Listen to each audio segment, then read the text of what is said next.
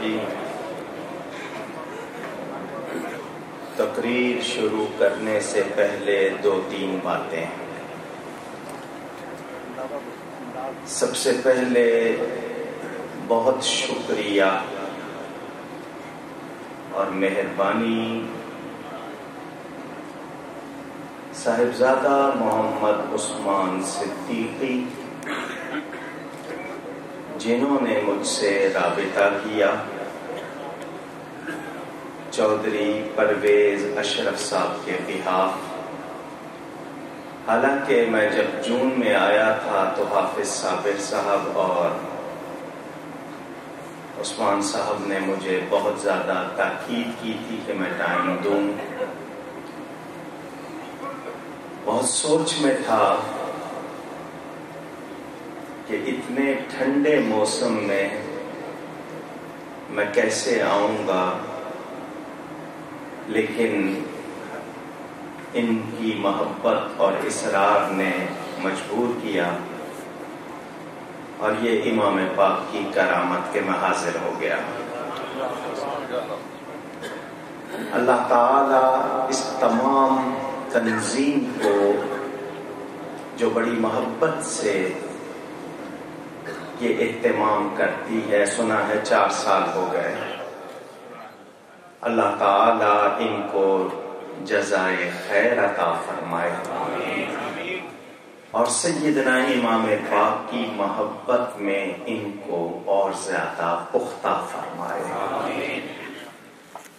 Stage پر جو معزز مہمان تشریف فرما ہیں، سب کے نام لوں گا، کسی کا رہ گیا تو وہ ناراض ہو جائے گا، لیکن میں اپنے محترم اور آپ سب کے بزرگ حضرت علامہ مولانا ڈاکٹر غفران علی صدیقی صاحب کا ذکر کروں گا۔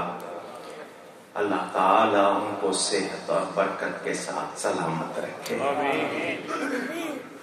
یہ جو ہستی میرے بائیں جانب تشریف فرما ہیں، ان سے میری ایک ملاقات ان کے گاؤں میں ہوئی تھی، وہاں بھی انہوں نے مجھے بلایا تھا، اور اب دوبارہ ملنا ہو رہا ہے، اور مجھے یہ بھی پتا چلا ہے کہ یہ نوجوان انہی کے ساتھ مل کر یہ محنت کر رہے ہیں۔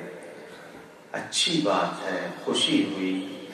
اللہ تعالی ان کو بھی مسلک حق اہل سنت و جماعت کا یہاں صحیح ترجمان بنائے۔ اس سردی میں آپ کی یہ گرم جوشی دیکھ کر خوشی محسوس کر رہا ہوں کہ جہاں ارمانوں پر برف پڑ رہی ہے، یہاں آپ لوگوں کے ایمان کی حرارت یہ بتا رہی ہے کہ آپ لوگ کہیں بھی ہوں اپنے ایمان کا خیال ضرور رکھتے ہیں۔ یہ بہت اچھی بات ہے۔ اللہ آپ سب کو ان تمام لمحوں کی برکات عطا فرمائے۔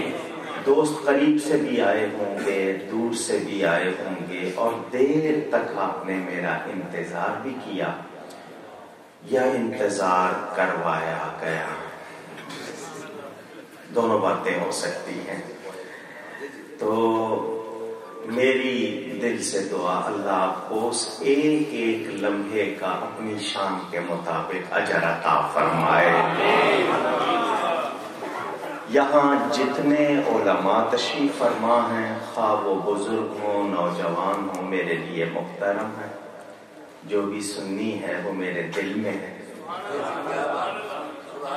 وہ میرا اپنا ہے، میرے لیے قابل قدر ہے۔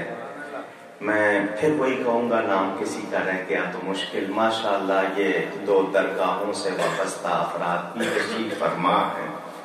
میں آپ سب سے دعائیں چاہتا ہوں، اور میری یہ بھی آپ سب کو گزارش ہے کہ یاد رکھیں، ایمان سے بڑی کوئی نعمت نہیں ہے۔ آپ کہیں رہیں اس کا خیال رہے، یہ چھوٹنے نہ پائے آپ سے۔ آپ اپنے وطن کی بھی نمائندگی عزت کے ساتھ کریں، یہ شہادت کانفرنس کر کے چودھری پرویز اشرف اور ان کے ساتھیوں نے بتا دیا یزید کی دہشت گردی تھی جس کا امام نے مقابلہ کیا تھا۔ آج شہادت کانفرنس کرنے والے بتا رہے ہیں ہمارا دہشت گردی سے کوئی تعلق نہیں ہے۔ سب سے پہلے دہشت گردی کا نشانہ اسلام بنا ہے۔ کسی مسلمان، میں جب مسلمان کہہ رہا ہوں تو اس سے مراد سچا مسلمان، اس کا دہشت سے کوئی تعلق نہیں ہے، اور جو دہشت گرد ہے وہ مسلمان نہیں۔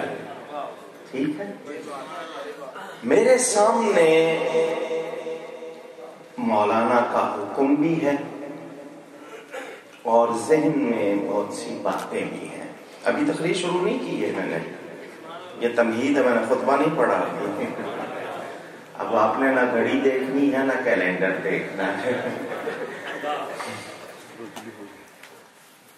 میں یہ بھی سوچ رہا ہوں کہ میری کچھ ذمہ داری ہے، میں گناہگار نہیں ہونا چاہتا، نہ آپ کو کرنا چاہتا ہوں۔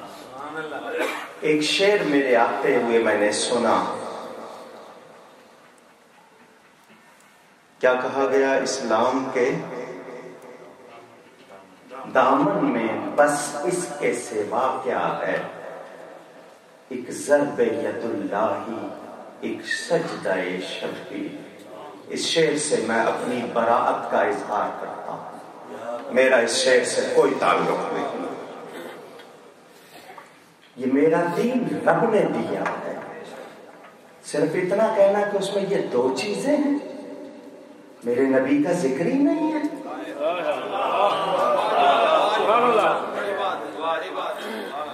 قرآن اور حدیث کا ذکر ہی نہیں ہے۔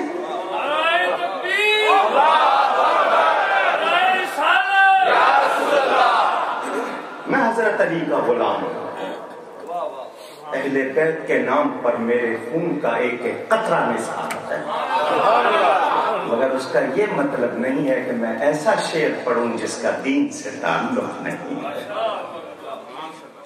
تو اس لیے کہ میرے سامنے پڑھا گیا، کوئی یہ سمجھے کہ یہ درست ہوگا، تو میں نے اس لیے، اس دوست کا بھی قصور نہیں، انہوں نے خود تو نہیں لکھا، لیکن انتخاب کرتے ہوئے ہمیں عقیدہ یاد رہنا چاہیے۔ بس اس کے سوا کیا، یہ بہت سخت جملہ ہے، بس اس کے سوا، سوا کا مطلب اور کچھ ہے ہی نہیں، ایسی بات نہیں ہے۔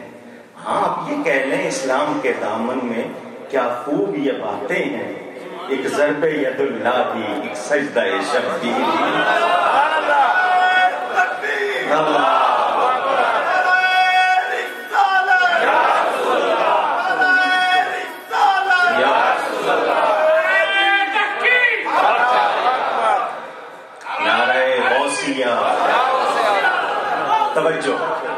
توجہ، واقعہ کربلا کوئی کمنٹری نہیں ہے،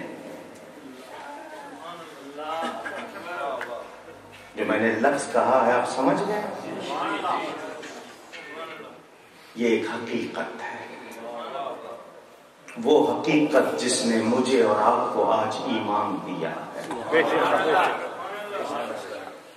امام پاک کی قربانی، اب اس پر کچھ اعتراض ہوتے ہیں، افسوس ان لوگوں پر جنہوں نے امام کی قربانی سمجھنے کی بجائے بحث کرنا شروع کر دیا۔ طرح طرح کے لوگ آئے۔ 1986 کا واقعہ ہے، 1986۔ حضرت ٹائم کا کوئی مسئلہ تو نہیں؟ لاہور میں ایک شخص، اس نے یزید کی حمایت میں تقریر کی، میں اس کا نام لے کر آپ کی اس مبارک محفل کو آلودہ نہیں کرنا چاہتا۔ ڈاکٹر کہلاتا تھا، بڑی مہربانی اگر آپ جانتے۔ 3 دن لاہور میں کرفیو لگا، ہنگامہ ہوا، میں گناہگار اس کے دروازے پر گیا۔ کوئی اپنی شان بیان کرنا مقصد نہیں ہے، ایمان تحدیث نعمت۔ اس کو جا کے صرف 2 جملے کہے، میں تجھ سے بحث نہیں کرنا چاہتا، تو یزید کا حامی ہے، میں امام کا غلام ہوں۔ موچی دروازے پر 2 کڑھائیاں تیل بھر کے رکھی جائیں، نیچے 3 دن آگ جلائی جائے، تیل اچھی طرح کھول جائے، ایک میں تو چھلانگ لگا، ایک میں لگاتا ہوں، جو بچ جائے وہ سچا، جو مر جائے جل جائے وہ جھوٹا۔ میرا موقف امام کی صداقت، تیرا موقف یزید کی حمایت ہے، آ میدان میں۔ وہ مر کھپ گیا، میں آپ کے سامنے موجود۔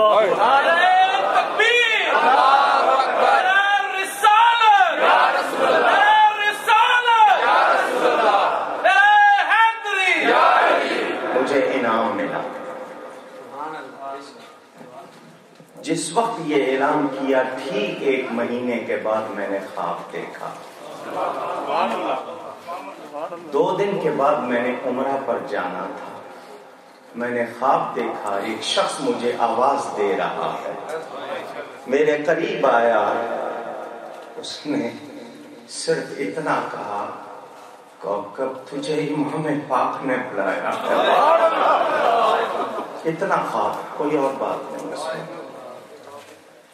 میں نے اسی وقت، ویزا نہیں دیتے تھے گروپ کے سوا، مجھے ویزا بھی ملا، امام کے در کی حاضری بھی ملی، اور امام نے مجھے نوازا۔ وہ بات بتانے کی ضرورت نہیں، میں کو خواب سنا کے آپ سے کچھ لینا نہیں چاہتا، وہ میرے اور رب کے درمیان راز ہے۔ میرے والد صاحب قبلہ رحمت اللہ تعالی علیہ واقعہ کربلا بیان فرماتے تھے۔ انہوں نے پوری کتاب لکھی شام کربلا، اور دوسری کتاب کا نام امام پاک اور یزید پلید۔ جس دن وہ کتاب مکمل ہوئی، والد صاحب نے خود خواب دیکھا، میرا بھائی جو مجھ سے عمر میں کم ہے، رتبے میں زیادہ ہے، 2 بھائی ہیں، عمر میں چھوٹے ہیں لیکن کام ان کے مجھ سے اچھے ہیں۔ اس بھائی کو اس وقت خسرہ نکلا ہوا تھا، چھوٹی عمر تھی۔ والد صاحب خواب خود مجمع میں سنا چکے ہیں، یا آپ کے ایمان کی تازگی کے لیے سنا رہا ہوں۔ والد صاحب سناتے ہیں کہ وہ آرام کر رہے تھے، اس بھائی نے آ کر والد صاحب کو جگایا کہ باہر امام زین العابدین آئے ہیں۔ والد صاحب نے کہا ان کو ادب سے بٹھاؤ، میں وضو کر کے آتا ہوں۔ بھائی نے جا کے پیغام دیا تو امام نے فرمایا اپنے والد کو ہمارا سلام کہنا، ہم پھر آئیں گے۔ خواب ختم ہو گیا۔ یہ اس کتاب کی مقبولیت کی دلیل ہے۔ میں ان اعتراضات کو آپ کے سامنے رکھتا ہوں، میں نے تقریر میں صرف واقعہ بیان کرنا ہے۔